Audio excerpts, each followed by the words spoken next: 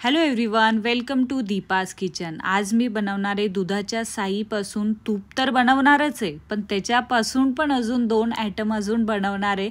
तर व्हिडिओ जो आहे तर तो पूर्ण नक्की बघा।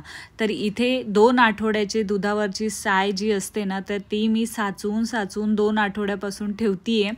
तर इथे 2 म्हणजे जे डोंगे होते तर छान असे भरलेत, एकदम गच्च भरले होते। तर काय करायचे, मिक्सरमध्ये त्याला थोडं टाकून त्याला आपल्याला काढायचे आणि त्याच्यामध्ये थोडंसं पाणी ॲड करायचं। परत अजून लागलं तर तुम्ही पाणी ॲड करू शकता। जर मिक्सरचं भांडं भरत असेल तर काढू नका, कारण की बाहेर उडण्याचे जास्त चान्सेस असतात। तर काय करायचे, जर का भांडं भरत असेल तर थोडंसं काढून ठेवायचं आणि परत त्याच्यामध्ये थोडं थंड पाणी टाकायचं आणि परत मिक्सरमधून काढून घ्यायचे। तर तुम्ही अशा प्रकारे आपल्याला जे मक्खन आहे वरती आलं पाहिजे आणि पाणी जे आहे ते सेपरेट झालं पाहिजे, त्याचं दूध जे आहे तर ते सेपरेट झालं पाहिजे।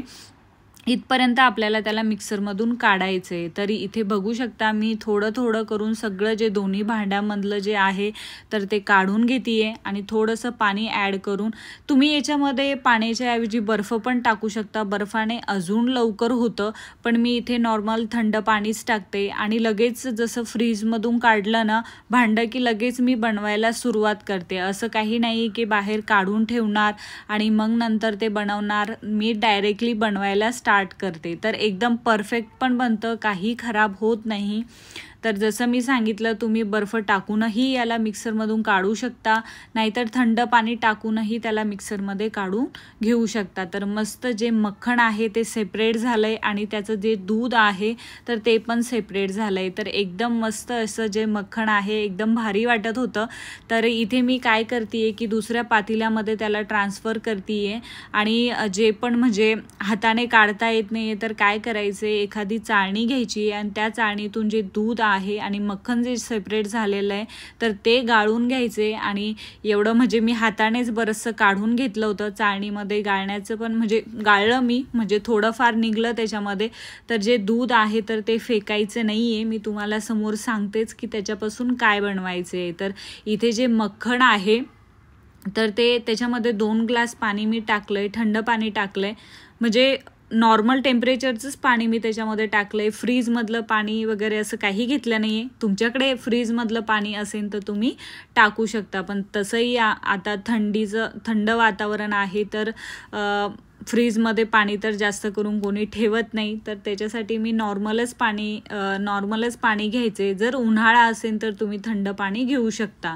तर इथे जे मक्खन आहे तर ते बनवून तयार झालंय। चांगलं त्याला स्वच्छ एका पाण्याने मी परत धुवून काढलंय आणि इथे काय करते की मस्त असं बिस्किटला, म्हणजे मला आवडतं, तुम्ही पण ट्राय करू शकता। एखादं कुठलंही क्रॅक जॅक वगैरे कोणतं बिस्किट घ्यायचं आणि छान त्याला मक्खन लावायचं आणि मस्त खायचं, एन्जॉय करायचं। मला तर खूप आवडतं, मी एखादं बिस्किट तरी खातेच। आणि थोडंसं मक्खन आहे तर ते मी काढून ठेवलं। जसं तुम्ही बटर आहे, बटर म्हणून त्याला यूज पण करू शकता। बटर जे आहे तर ते मक्खनपासूनच बनतं। तर इथे मी काय करते की छान तडका देते बघा। जे दूध ठेवलं होतं मी, जे की मक्खन सेपरेट झालं होतं आणि त्याचं पाणी म्हणजे दूध वेगळं झालं होतं ना, त्याचंच मी छान त्याला तडका दिला आणि मस्त पोळवण बनवलंय बघा। तर आमच्या इकडे म्हणजे जेव्हा ताकाला तडका वगैरे देतात तर त्याला पोळवण म्हणतात। तर तुमच्याकडे काय म्हणतात त्या तडक्याला तर मला नक्की कमेंटमध्ये सांगा। तर इथे जे तूप आहे तर ते बनवून तयार झालंय आणि दुसऱ्या साईडनी मी लगेच काय केलं, जे आपण दूध ठेवलं होतं अर्ध्या याचं तर मी तडका छान दिला त्याला आणि ते झालं पण दुसऱ्या साईडने म्हणजे एक पातेलं उरलं होतं, तर त्याच्यामध्ये काय केलं की एका पातेल्यामध्ये त्याला टाकलं आणि त्याच्यामध्ये व्हिनेगर टाकलंय आणि छान कमी त्याला गॅसवर ठेवून दिलंय। तर इथे तूप जे आहे तर ते चांगलं थंड झालं होतं। थंड झाल्यानंतर त्याला एका कॅटलीमध्ये किंवा डब्यामध्ये गाळून घ्यायचे आणि जे दूध आहे तर ते पण चांगलं उकळलं होतं आणि छान ते फुटलं पण होतं। म्हणजे त्याचं तुम्ही पनीर बनवू शकता किंवा तुम्ही त्याची गोड मिठाई पण बनवू शकता, कलाकंद बनवू शकता। तर इथे व्हिडिओ तुम्हाला कसा वाटला मला नक्की कमेंटमध्ये सांगा। स्वस्त रहा, मस्त रहा।